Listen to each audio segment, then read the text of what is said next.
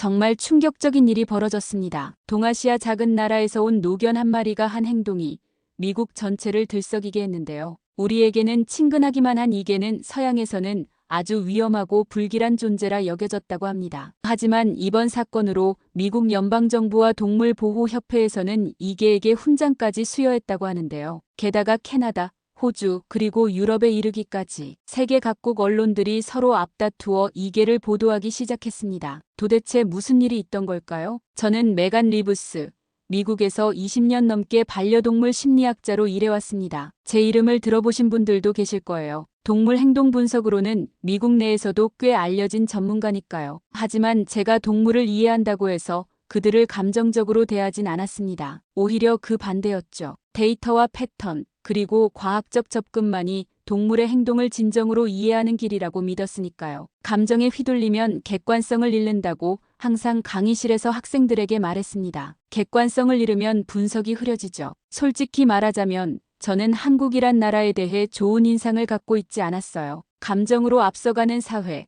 즉흥적인 결정이 지배하는 문화라고 생각했죠. 특히 동물복지 측면에서는 더욱 그랬습니다. 인터넷에서 본 몇 가지 영상들과 기사만으로 저는 그 나라 전체를 판단했던 거예요. 제 연구실 벽에는 세계 각국의 동물 복지 순위를 보여주는 차트가 있습니다. 한국은 아래쪽에 표시되어 있었죠. 종종 학생들에게 감정이 아닌 시스템으로 동물을 대하는 법을 설명할 때 그 차트를 가리키곤 했습니다. 제 연구는 항상 서구의 과학적 방법론을 우선시했어요. 다른 문화권의 접근법을 인정할 만한 여유는 없었던 겁니다. 그러던 어느 날 오후 한 통의 전화가 왔습니다. 보호소에서 연락이 왔는데 한국에서 온 경찰견이 48시간 내로 안락사 예정이라고 했습니다. 정서 불안정으로 분류됐다고 하더군요. 순간 인상을 찌푸렸습니다. 한국에서 온 경찰견이라고? 왜 여기에? 좀 더 자세한 설명을 요청했더니 그 개의 이름은 청룡이라고 했습니다. 한국 경찰견 출신인데 주인이 미국으로 이주하면서 데려왔다가 포기했다고 해요. 보호소에 있는 3주 동안 누구와도 교감하지 않았고 공격적이진 않지만 완전히 차단된 상태라고 했습니다. 한숨이 나왔습니다. 또 하나의 문제 사례죠. 그래도 전문가로서 외면할 수는 없었어요. 임시로 보호하겠다고 말했습니다. 과학적으로 분석해보겠다고 약속했죠. 전화를 끊자마자 후회가 밀려왔습니다. 왜 승낙했을까요? 그저 한국이란 나라가 동물을 제대로 다루지 못한다는 제 편견을 증명하고 싶었던 걸까요? 아마도 그랬을 겁니다. 청룡의 사례를 통해 제 이론을 더 강화하고 싶었던 거죠. 그때는 몰랐습니다. 이 결정이 제 인생을 완전히 뒤바꿔 놓을 거라는 사실을요. 제 연구실에 앉아 다음 날의 일정을 정리하면서도 머릿속은 복잡했습니다. 한국에서 온 경찰견, 아마도 엄격한 훈련을 받았을 테고 새로운 환경에 적응하지 못하는 전형적인 사례겠죠. 아마도 감정적 트라우마 같은 것보다는 단순한 행동 패턴의 문제일 겁니다. 모든 동물은 결국 같은 원리로 움직이니까요. 저는 과학자로서 이 사례를 객관적으로만 바라볼 생각이었습니다. 다음 날 청룡을 데려왔습니다. 처음 본 순간 예상과 달랐어요. 공격적이거나 불안해 보이지 않았거든요. 오히려 너무 조용했습니다. 검은 진돗개와 shepherd의 혼합견처럼 보였는데 날카로운 눈빛이 인상적이었죠. 처음에는 이 정도면 괜찮겠네 싶었습니다. 하지만 문제는 그 다음부터 시작됐어요. 저희 동네는 조용한 교외 지역인데 청룡이 온 지 단 이틀 만에 주민들의 민원이 들어오기 시작했습니다. 여러 이웃들이 청룡이 아이들을 계속 쳐다본다고 위험해 보인다고 불평했습니다. 전문가라면서 어떻게 이런 개를 데려왔냐는 질문도 받았죠. 제 전문성에 대한 의문이 커져갔습니다. 특히 샬롯이라는 12살 소녀 주변을 따라다닌다는 소문이 퍼졌습니다. 아이 엄마들 사이에서는 스토커개라는 무시무시한 별명까지 생겼어요. 하지만 제가 관찰한 청룡은 그저 매일 같은 시간에 울타리 근처를 응시할 뿐이었습니다. 마을 회의가 소집됐을 때 제 가슴은 철렁했습니다. 주민 대표는 저에게 한 주 안에 청룡의 행동을 개선하지 못하면 퇴거 요청을 할 수밖에 없다고 말했습니다. 아이들의 안전이 우선이라는 이유였죠. 회의장을 나오면서 얼굴이 화끈거렸습니다. 20년 경력의 동물 행동 전문가인 제가 한 마리 개를 제대로 통제하지 못한다는 소문이 퍼지고 있었으니까요. 마을 사람들의 수군거림이 들리는 것 같았어요. 그 유명한 리브스 박사가 개 하나 못 다룬다고 제 직업적 명성이 위태로워지고 있었습니다. 그날 밤 제 연구실에 앉아 청룡을 바라보며 생각했습니다. 한국에서 온 경찰견, 뭔가 놓치고 있는 건가? 아니요, 그럴 리 없어요. 모든 개는 같은 원리로 작동하니까요. 문제는 그저 적절한 분석과 접근법의 문제일 뿐입니다. 적어도 그때까지는 그렇게 믿었죠. 청룡은 구석에 조용히 앉아서 저를 바라보고 있었습니다. 그 눈빛에는 뭔가 이해할 수 없는 깊이가 있었어요. 마치 제가 이해하지 못하는 비밀을 간직한 것처럼 보였죠. 저는 그 순간 이상한 불안감을 느꼈습니다. 이건 제가 익숙한 패턴이 아니었으니까요. 우리 앞에는 단 일주일이라는 시간만 남아 있었습니다. 그 안에 청룡의 행동을 정상화시키지 못하면 그는 다시 보호소로 돌아가게 될 테고 안락사의 그림자가 청룡 위에 드리워지는 순간이었습니다. 제 전문가로서의 자존심과 한 생명의 운명이 걸린 싸움이 시작된 겁니다. 저는 청룡의 행동을 철저히 분석하기 시작했습니다. 과학적 접근이 답이라고 확신했으니까요. 행동 패턴을 기록하고 자극에 대한 반응을 측정했죠. 제 결론은 외상 후 강박 행동이었습니다. 전형적인 증상이었어요. 외부 환경 자극을 최소화하고 산책 경로를 통제하며 점진적 노출 훈련을 시작하기로 계획했습니다. 이렇게 계획을 세우고 실행에 옮겼죠. 하지만 모든 노력이 역효과를 냈어요. 청룡은 점점 더 먹이를 거부하기 시작했고 울타리를 응시하는 시간만 늘어갔죠. 제 방법이 통하지 않는다는 사실에 좌절감이 밀려왔습니다. 연구실에 앉아 데이터를 검토하면서 이해할 수 없었습니다. 모든 수치는 제가 옳다고 말하는데 청룡의 행동은 정반대로 나타나고 있었어요. 분노와 좌절감이 밀려왔습니다. 책상을 치며 이건 말이 안 돼요라고 중얼거렸죠.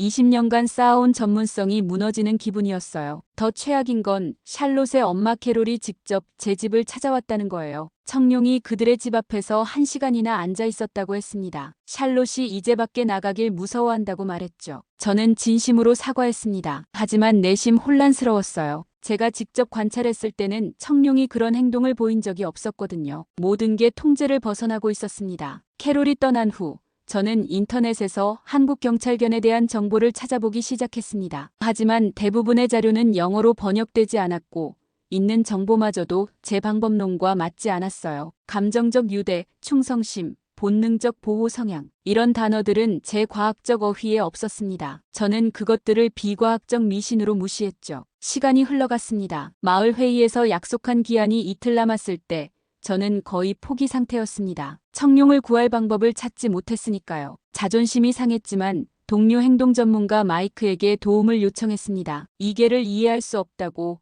모든 이론이 적용되지 않는다고 털어놨어요. 마이크는 제가 정말 모든 가능성을 열어두고 있는지 아니면 제 이론에만 집착하는 건 아닌지 물었습니다. 그 질문이 가슴에 꽂혔어요. 그날 밤 제 연구실에서 청룡을 바라보며 자문했습니다. 대체 너는 뭐지? 왜 예측이 안 되는 거지? 청룡은 그저 저를 바라볼 뿐이었어요. 그 눈빛에는 제가 읽을 수 없는 무언가가 있었습니다. 처음으로 인정했어요. 이게는 제 경험 범위를 벗어난다는 사실을요. 그리고 그것은 제 학자로서의 자존심에 깊은 상처를 남겼습니다. 시간이 얼마 남지 않았다고 생각했습니다. 마을 회의에서 약속한 기한이 이틀 남았을 때 저는 거의 포기 상태였어요. 청룡을 구할 방법을 찾지 못했으니까요. 그런데 그때 모든 것을 바꿔놓을 사건이 일어났습니다. 그날은 유난히 바쁜 날이었습니다. 강해 준비로 시간이 늦어 급하게 청룡을 데리고 산책을 나갔죠. 원래 정해진 경로대로 가려고 했지만 공사 때문에 우회해야 했어요. 그래서 우연히 마을 공원 근처를 지나가게 됐습니다. 그때였습니다. 청룡이 갑자기 걸음을 멈추고 귀를 쫑긋 세웠습니다. 왜 그러냐고 물었지만 청룡은 제 말을 듣지 않고 공원 쪽으로 고개를 돌렸습니다. 저도 그 방향을 바라봤죠. 그리고 그때 보았습니다. 샬롯이 나이 많은 남자아이들에게 둘러싸여 있는 모습을요.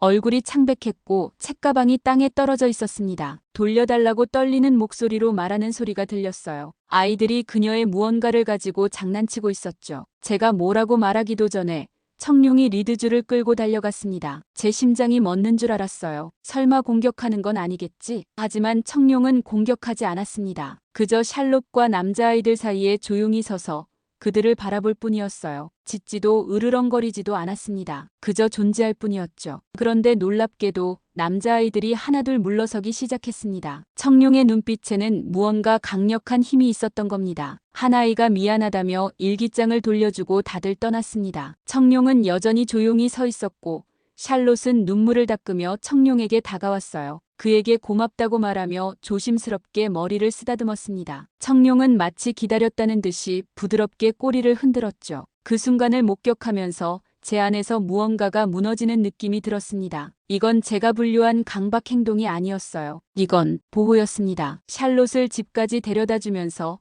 제 머릿속은 혼란스러웠습니다. 청룡이 매일 울타리 근처를 응시했던 이유가 있었을까요? 혹시 그곳이 샬롯의 등하교 길이었던 건 아닐까요? 그리고 그 스토킹이라고 오해받았던 행동이 사실은 지키려는 본능이었던 건 아닐까요? 집으로 돌아오는 길에 청룡을 관찰했습니다. 그의 걸음걸이는 당당했고 눈빛은 선명했어요. 마치 자신의 임무를 완수한 것처럼 보였죠. 저는 처음으로 청룡을 문제가 있는 개가 아닌 목적이 있는 개로 바라보기 시작했습니다. 다음 날 아침 예상치 못한 방문객이 찾아왔습니다. 바로 샬롯의 엄마 캐롤이었죠. 하지만 이번엔 화가 난 표정이 아니었습니다. 어제 일이 있었다고 샬롯이 말해줬다면서 청룡이 자기 아이를 지켰다고 말했습니다. 몇 주 동안 샬롯이 학교에서 괴롭힘을 당하고 있었는데 자신에게는 말하지 않았다고 했어요. 청룡이 우리 아이를 자신보다 먼저 알아봤다며 목소리가 떨렸습니다. 그 말을 듣는 순간 제 가슴이 뜨거워졌습니다. 청룡이 매일 울타리를 응시했던 이유,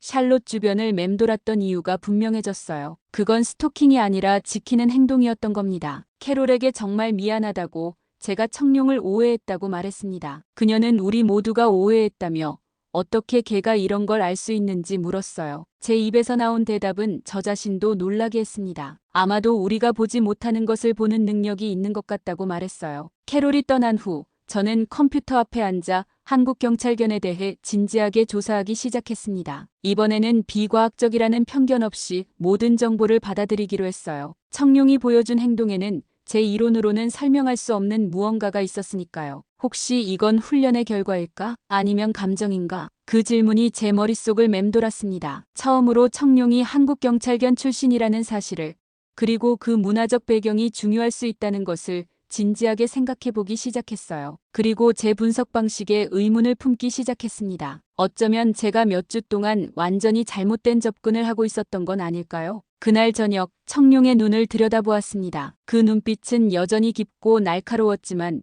이제는 다르게 보였어요. 그건 단순한 경계가 아니라 지킴의 눈빛이었습니다. 청룡이 저를 바라보는 방식도 달라진 것 같았어요. 마치 이제야 알아챘군요라고 말하는 듯했죠. 샬롯 사건 이후 며칠이 지났습니다. 마을에서의 분위기가 조금씩 바뀌기 시작했어요. 샬롯의 엄마가 다른 학부모들에게 청룡 이야기를 했던 모양입니다. 가끔 산책할 때 이웃들이 미소를 보내는 경우도 있었죠. 하지만 여전히 마을 회의에서의 결정은 유효했습니다. 행동 개선의 증거가 더 필요했어요. 청룡과 저는 이제 다른 방식으로 소통하기 시작했습니다. 제가 일방적으로 훈련시키는 대신 그의 신호에 귀 기울이기 시작했죠. 청룡이 특정 장소를 응시할 때면 뭐가 보이냐고 물었습니다. 물론 말로 대답할 수는 없지만 그의 자세와 시선 방향에서 많은 것을 읽을 수 있었어요. 특히 매일 아침 산책 때 청룡이 항상 같은 울타리 주변을 주시하는 행동이 눈에 띄었습니다. 처음에는 그냥 고정관념이라고 생각했지만 이제는 다르게 접근했어요. 무언가 우리가 보지 못하는 것을 청룡이 감지하고 있는 게 아닐까 의심하기 시작했습니다. 그러다 마을을 뒤흔든 사건이 발생했습니다. 로컬 공방에서 도난 사건이 일어난 겁니다. 마을의 자랑거리인 그곳에서 100년 된 보석 세공 도구들이 사라졌다고 해요. CCTV도 없고 단서도 없는 완벽한 범행이었습니다. 마을 주민들은 모두 충격에 빠졌습니다. 그 작은 공방은 우리 마을의 역사적 상징이었으니까요. 경찰은 조사를 시작했지만 단서가 전혀 없어 보였습니다. 저는 그날 오후 신문을 읽으며 사건에 대해 생각하고 있었습니다. 이상하다고 누가 그런 걸 훔쳐간 건지 중얼거렸죠. 그때 청룡이 창문 쪽을 바라보며 낮은 소리로 으르렁거렸습니다. 저는 그의 반응이 신문 기사와 관련이 있다고 느꼈어요. 마치 그가 무언가를 알고 있는 것처럼 말이죠. 그날 저녁 청룡을 데리고 산책하던 중 그가 예전부터 응시하던 울타리 쪽으로 강하게 끌어당겼습니다. 평소와 다른 행동이었죠. 호기심에 그쪽으로 가보니 울타리 아래 흙의 발자국이 선명하게 남아 있었어요. 그리고 울타리 틈새에 작은 금속 부품이 끼어 있었습니다. 자세히 살펴보니 그것은 보석 세공 도구의 일부로 보였습니다. 직감적으로 이게 단순한 우연이 아니라는 느낌이 들었어요. 경찰에 연락했고 그들은 발자국을 채취해 갔습니다. 그리고 놀랍게도 다음 날 도난 사건의 범인이 체포되었다는 소식이 들려왔습니다. 바로 청룡이 매일 주시하던 그 경로를 통해 범인이 드나들었던 거예요. 경찰은 제게 감사 인사를 전했습니다. 제 발견이 결정적 단서였다고, 그 울타리 근처에서 범인의 차량 흔적을 발견했고 그곳에서 떨어진 도구 파편이 범인의 집과 연결됐다고 설명했어요. 마을 뉴스에는 한국경찰견 미국 마을을 구하다. 전문 도둑을 찾아낸 놀라운 직감이라는 제목으로 대대적으로 보도되었습니다. 기자가 인터뷰를 요청했을 때 저는 청룡에게 모든 공을 돌렸습니다. 그는 처음부터 알고 있었고 저는 그저 그의 신호를 이해하는데 시간이 걸렸을 뿐이라고 말했죠. 마을 주민들의 태도가 하루아침에 바뀌었습니다. 이제는 산책할 때마다 사람들이 청룡에게 인사를 건네고 아이들은 그를 영웅처럼 바라봤죠. 마을 대표는 공식 사과문까지 보내왔습니다. 청룡은 우리 마을의 수호견이라며 퇴거 요청을 철회한다고 말했어요. 그날 밤 연구실에서 새로운 논문을 시작했습니다. 제목은 경찰견의 직관적 패턴 인식 훈련된 경계 행동의 지속성이었어요. 처음으로 인정했습니다. 한국에서 온 개가 내 예상을 넘어섰다고요. 이론과 데이터에 의존했던 재접근법에 큰 균열이 생기기 시작했어요. 그리고 그 균열을 통해 새로운 빛이 들어오고 있었습니다. 청룡이 보여준 행동은 단순한 조건 반사나 훈련의 결과만으로는 설명할 수 없는 것이었거든요. 거기에는 뭔가 더 깊은 것이 있었습니다. 저는 청룡의 행동 패턴을 다시 검토하기 시작했습니다. 하지만 이번에는 그의 행동을 문제로 보는 대신 메시지로 바라봤어요. 이전에는 그가 특정 장소를 응시하는 행동을 강박이라고 분류했지만 이제는 그것이 감지라는 걸 알게 됐습니다. 그는 위험을 감지하고 있었던 거예요. 경찰 조사 결과 그 도둑은 몇 주 동안 마을을 관찰하며 범행을 준비했다고 합니다. 특히 샬롯이 괴롭힘을 당하던 지역 주변을 자주 배회했다고 해요. 청룡은 그 위험을 처음부터 알아챘던 겁니다. 그리고 수많은 사람들이 알아채지 못한 것을 그는 본능적으로 감지했습니다. 제 학문적 세계관이 흔들리기 시작했습니다. 어쩌면 동물 행동에는 제가 그동안 무시해왔던 차원이 있는 건 아닐까요? 감정, 직관, 유대. 이런 개념들을 비과학적이라며 배제했던 제 방법론에 한계가 있었던 건 아닐까요? 청룡의 행동이 단순한 훈련 결과 이상이라는 것을 인정한 후 저는 진돗개와 한국경찰견 시스템에 대해 깊이 연구하기 시작했습니다. 그동안 제 편견이 얼마나 깊었는지 깨닫게 되었어요. 한국의 경찰견 훈련은 서구의 방식과는 달랐습니다. 더 관계 중심적이고 충성심과 유대감을 바탕으로 한 접근법이었죠. 온라인 데이터베이스를 뒤지며 한국 경찰견 프로그램에 대한 모든 자료를 찾아봤습니다. 번역된 자료는 많지 않았지만 찾은 것만으로도 충분히 충격적이었어요. 한국에서는 경찰견과 핸들러 사이의 정서적 유대를 훈련의 핵심 요소로 강조했습니다. 단순한 명령 복종이 아니라 상호 신뢰와 이해를 바탕으로 한 협력 관계를 구축하는 거죠. 특히 진돗개에 대한 자료를 찾아보면서 놀라웠습니다. 이 견종은 한 주인에게만 완전한 충성을 바친다고 해요. 그리고 그 충성은 단순한 복종이 아니라 깊은 이해와 신뢰를 바탕으로 한다는 겁니다. 역사적으로 진돗개는 집을 지키는 역할을 했습니다. 주인이 없을 때도 스스로 판단하여 영역을 보호하는 독립적인 성격이 강했죠. 그렇기 때문에 단순한 명령 복종보다는 상황 판단 능력이 뛰어나다고 해요. 청룡이 보여준 행동이 바로 이런 특성이었습니다. 한인 커뮤니티 센터에 연락했더니 김유곤 가족을 소개해 주었습니다. 그들은 3대째 진돗개를 키우고 있는 한인 가정이었어요. 김씨 가족과의 만남은 제 인생을 더욱 바꿔놓았습니다. 김유곤 할아버지는 80대의 연세에도 또렷한 기억력으로 진돗개에 대한 이야기를 들려주셨습니다. 그의 집 거실에는 여러 세대의 진돗개 사진이 걸려 있었어요. 각각의 개들에게는 이름과 역할이 있었고 김할아버지는 마치 가족 구성원을 소개하듯 그들을 설명해 주셨습니다. 진돗개는 사람의 내면을 본다고 설명해 주셨습니다. 외면이 아니라 내면을 본다고요. 청룡이 제 마음을 본 거라고 말씀하셨어요. 김유곤 할아버지의 말씀이 제 가슴을 울렸습니다. 그동안 청룡을 분석 대상으로만 봤던 제 모습이 부끄러워졌어요. 청룡이 저를 선택한 것이지 제가 청룡을 선택한 게 아니었던 거죠. 진돗개는 주인을 선택하고 한번 선택하면 평생 지킨다고 했습니다. 청룡이 저를 선택한 거라고 말씀하셨어요. 김할아버지는 계속해서 진돗개와 한국인들의 관계에 대해 설명해 주셨습니다. 한국에서는 개를 단순한 동물이 아니라 정신적 동반자로 여긴다고 해요. 특히 진돗개는 가족의 영적 보호자로 여겨지기도 했답니다. 청룡이 샬롯을 보호했던 행동, 범죄자의 흔적을 발견했던 것, 그리고 제게 보여준 충성심. 이 모든 것이 그의 본능이자 문화적 유산이었던 거예요. 김할아버지는 청룡이 특별한 개라고 말씀하셨습니다. 그가 제게 보여주려고 노력했지만 제가 듣지 않았다고 했어요. 그 말을 듣는 순간 눈물이 흘렀습니다. 20년 넘게 반려동물 심리학자로 일하면서 한 번도 흘리지 않았던 눈물이었죠. 그동안 청룡이 저를 지켜주고 있었던 거예요. 제가 그를 이해하지 못했을 때도 그는 이미 저를 이해하고 있었습니다. 그 나라에서 왔다는 이유로 그를 틀에 가뒀다는 생각이 들었습니다. 김할아버지는 부드럽게 미소 지으며 말씀하셨어요. 늦지 않았다고. 청룡은 아직 제게 있으니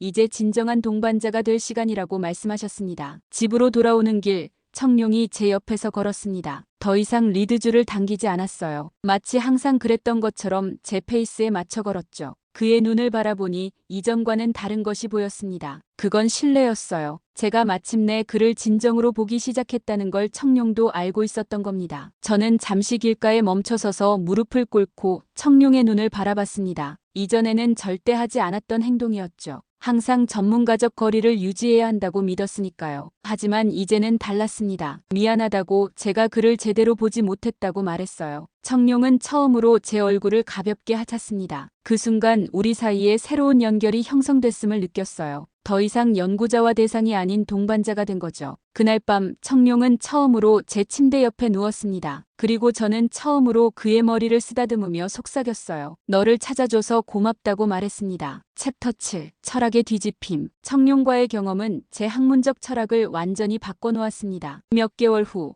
저는 보스턴에서 열린 동물행동학 국제 컨퍼런스에 기조 연설자로 초청받았어요. 그동안 제가 주장해온 이론의 일부를 공개적으로 수정할 기회였습니다. 강연장에 들어서자 긴장감이 몰려왔습니다. 제 이름을 알고 있는 수백 명의 동료 학자들이 앉아 있었거든요. 그들 중 많은 이들이 제 저서와 논문을 통해 방법론을 배웠을 테니 오늘의 발표는 충격적일 수 있었습니다. 하지만 진실을 말해야 했어요. 20년간 동물 행동을 분석하면서 감정을 배제한 과학적 접근만이 유일한 길이라고 주장해왔지만 오늘 제 이론의 한계를 인정하려 한다고 말했습니다. 청중석이 술렁였습니다. 필드에서 철의 여왕으로 불리던 제가 자신의 이론을 부정하는 건 큰 사건이었으니까요. 감정 없는 판단은 정밀할 수는 있어도 완전하진 않다고 말했습니다. 제가 만난 한국경찰견 청룡이 제게 신뢰와 비언어적 교감이라는 새로운 차원을 가르쳐 주었다고 설명했어요. 슬라이드를 통해 청룡의 사례를 하나하나 보여주었습니다. 처음 만났을 때부터 마을을 구한 사건까지,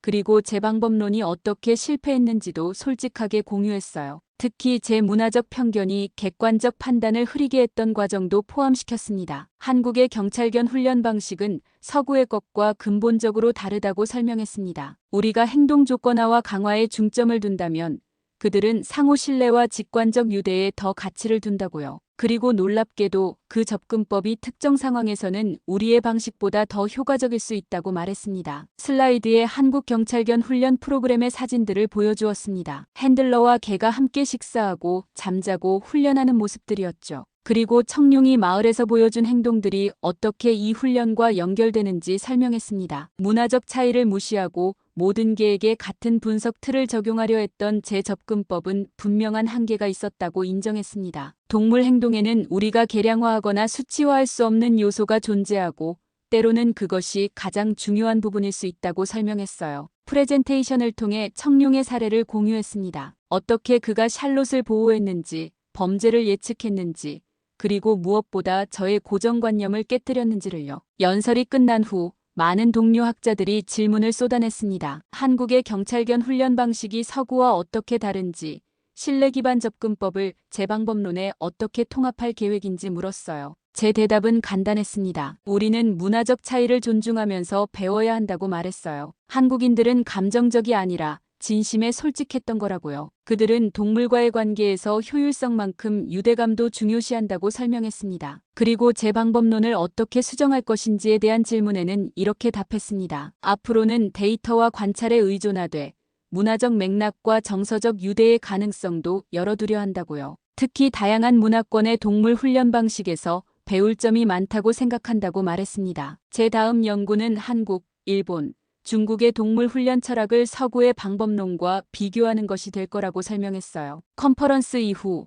많은 언론에서 인터뷰 요청이 쏟아졌습니다. 저는 한 매체와의 인터뷰에서 이렇게 말했어요. 과학자로서 우리는 종종 다른 문화를 판단하기 쉽다고 하지만 청룡은 제게 편견의 위험성을 가르쳐 주었다고요. 동물 행동에는 데이터로 측정할 수 없는 차원이 있고 때로는 그 차원이 가장 중요할 수 있다고 설명했습니다. 한국인들에 대한 제 시각도 완전히 바뀌었습니다. 그들의 문화가 어떻게 깊은 유대와 신뢰를 중시하는지 이해하게 됐거든요. 청룡을 통해 배운 것은 단순한 동물 행동학을 넘어서는 삶의 교훈이었습니다. 대학으로 돌아온 후 저는 커리큘럼을 완전히 수정했습니다. 비교 문화 동물 심리학이라는 새로운 과목을 개설하고 다양한 문화권의 동물 마이너스 인간관계를 연구하기 시작했어요. 청룡은 이제 제 연구실의 공식 조교가 되었고 학생들은 그와의 상호작용을 통해 이론이 아닌 실제를 배우게 되었습니다. 챕터 8. 새로운 삶, 새로운 시야. 청룡과의 만남 1년 후 우리의 삶은 완전히 달라졌습니다. 저는 공식적으로 청룡을 입양했고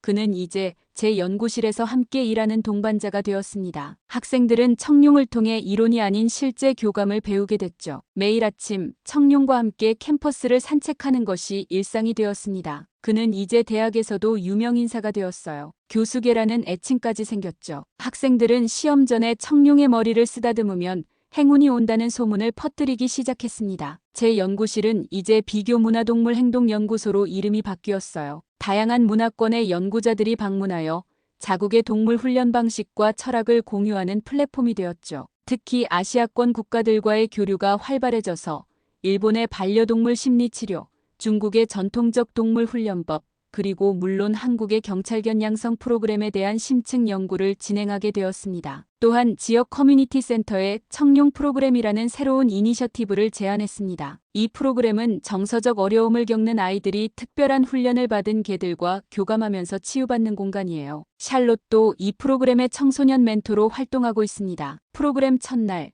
불안증을 앓고 있는 아이들과 그 부모님들이 모였습니다. 그들의 표정에서 의심과 기대가 뒤섞인 것을 볼 수 있었어요. 저는 청룡을 소개했습니다. 이분은 청룡이고 한국에서 온 특별한 개라고요. 그는 여러분의 마음을 보는 능력이 있다고 설명했습니다. 아이들은 처음에는 조심스러웠지만 청룡의 차분한 에너지에 금방 끌렸습니다. 특히 놀라웠던 건 청룡이 가장 불안해하는 아이들에게 먼저 다가가는 모습이었어요. 마치 누가 자신을 가장 필요로 하는지 알고 있는 것처럼 말이죠. 샬롯은 제게 동물 심리학자가 되고 싶다고, 청룡처럼 아이들을 돕고 싶다고 말했습니다. 그 말을 들었을 때 가슴이 뿌듯했습니다. 그녀의 삶도 청룡으로 인해 바뀐 거죠. 이제는 매주 토요일마다 청룡 프로그램에서 자원봉사를 하며 다른 아이들에게 자신의 경험을 나누고 있습니다. 한때 괴롭힘에 시달리던 소녀가 이제는 다른 이들을 돕는 리더가 된 거예요. 최근에는 한국경찰청에서도 제 연구에 관심을 보였습니다. 그들의 초청으로 한국을 방문해 경찰견 훈련 시스템에 대해 배우고